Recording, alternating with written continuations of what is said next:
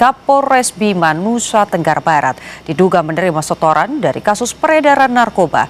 Dugaan ini mencuat setelah adanya hasil penyelidikan internal dan laporan masyarakat. Polri akan menindak tegas jika terbukti ada pelanggaran hukum. Terima kasih ya Tretan sudah mengeklik video ini. Bayangkan penegak hukum yang seharusnya memberantas narkoba justru diduga terseret dalam pusaran jaringan peredaran barang haram itu sendiri.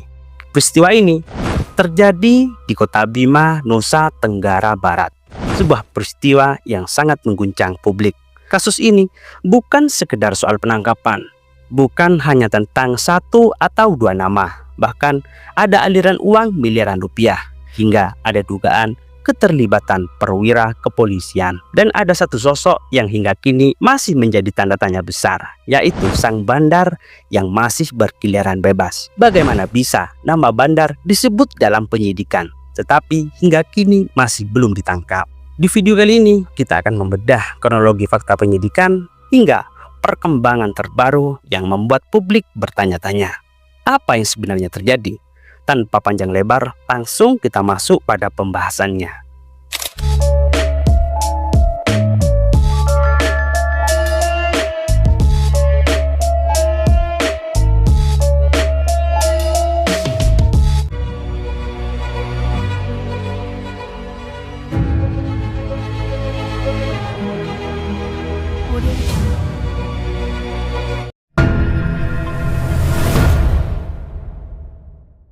Kasus ini bermula dari sebuah kompromi jaringan antara seorang bandar narkoba dan oknum polisi di lingkungan Polres Bima Kota, Nusa Tenggara Barat sejak pertengahan tahun 2025. Bandar tersebut diketahui bernama Koko Erwin atau berinisial KE. Sedangkan oknum polisi ini menyeret Kasat Narkoba dan Kapolres Bima Kota, yaitu AKP Malaungi dan AKBP Didi Putra Kuncoro. Karena berkompromi, tentu kerjasama terselubung tersebut harus saling menguntungkan. Bandar bisa lancar mengedar barang dagangannya, sedangkan oknum polisi ini yang sudah diberi uang pelicin bisa mengondisikan keadaan dengan aman.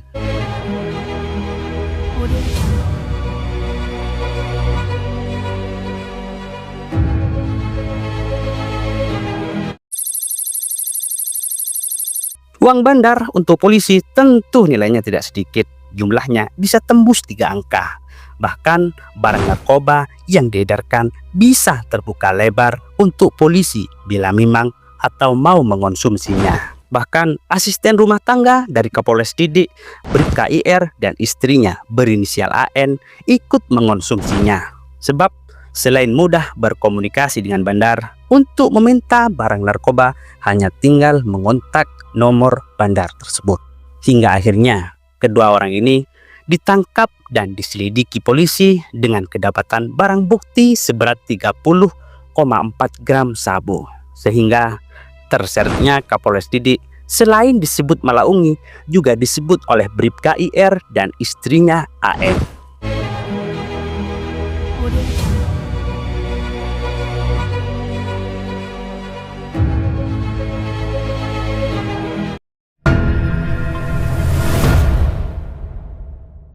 Meski demikian, hubungan licik ini tidak selalu berjalan mulus, ibarat bangkai yang sudah terkubur dalam-dalam, namun pada akhirnya akan tercium aromanya. Entah apa yang terjadi, hubungan gelap ini tiba-tiba sampai terdengar dan menjadi atensi oleh jajaran Polda NTB hingga Polri.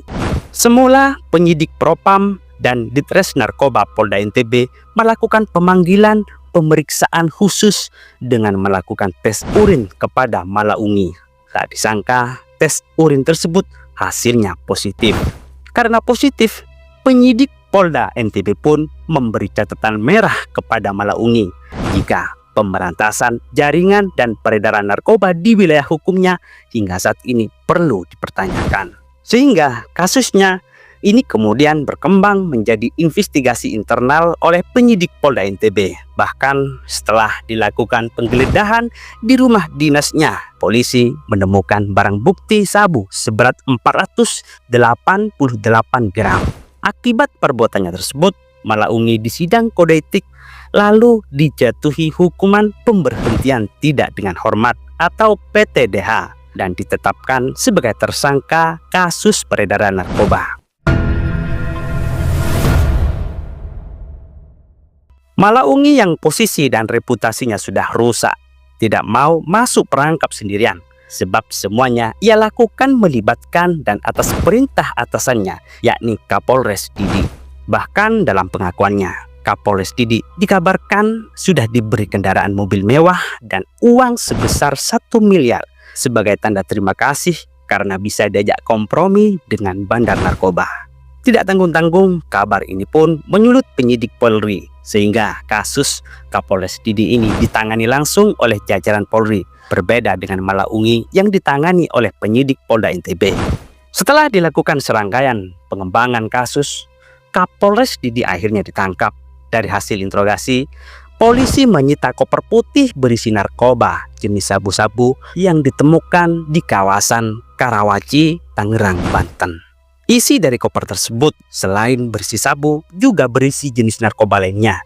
Di antaranya sabu seberat 16,3 gram, ada juga ekstasi sebanyak 49 butir dan ada juga 2 butir sisa pakai. Kemudian ada aprazolam sebanyak 19 butir, happy vape 2 butir dan ketamin 5 gram. Bareskrim Polri pun menetapkan Kapolres Didi sebagai tersangka dalam kasus kepemilikan dan penyalahgunaan narkoba yang dijerat dengan pasal 609 ayat 2 huruf A Undang-Undang RI nomor 1 tahun 2023 tentang KUHP Junto UU RI nomor 1 tahun 2026 tentang penyesuaian pidana.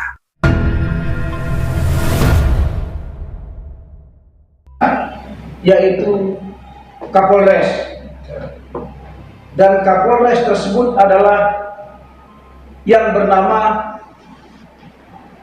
Ajun Komisaris Besar Polisi Didi Putra Kuncoro SIK MSI. Kami yaitu Maulangi menjalankan perintah atasan murni karena dia ditekan, karena dia diperintah melakukan tindak pidana tersebut. Dan konon barang yang ada atau yang ditemukan di dalam ruangan rumah dinas dari Kasat Narkoba tersebut adalah merupakan titipan. Menurut pengakuan para tersangka dalam penyidikan Polda Nusa Tenggara Barat, nama Koko Erwin muncul sebagai sosok pemasok narkotika sekaligus sumber aliran dana kepada oknum polisi. Ia bahkan diduga memberikan uang sebesar 1 miliar yang kemudian menyeret mantan Kapolres Bima hingga ia ditetapkan sebagai tersangka. Namun hingga kini Koko Erwin belum berhasil ditangkap sehingga polisi juga belum menetapkan dirinya sebagai tersangka secara resmi. Situasi ini memicu reaksi dari pihak kuasa hukum Malaungi bahwa pengakuannya yang menyatakan akan mengajukan pra-peradilan apabila bandar tersebut hingga kini tidak segera diproses hukum. Pasalnya, dalam berita acara pemeriksaan atau BAP, nama Koko Erwin sudah secara jelas dicantumkan sebagai pihak yang terlibat. Sementara itu, pihak kepolisian melalui Bareskrim Polri mengkonfirmasi bahwa mereka masih memburu keberadaan bandar narkoba tersebut. Perburuan ini merupakan bagian dari pengembangan kasus jaringan peredaran narkoba yang menjerat mantan anggota polisi tersebut. Namun sampai saat ini, update terakhirnya belum ada laporan resmi yang menyatakan bahwa Koko Erwin telah diamankan.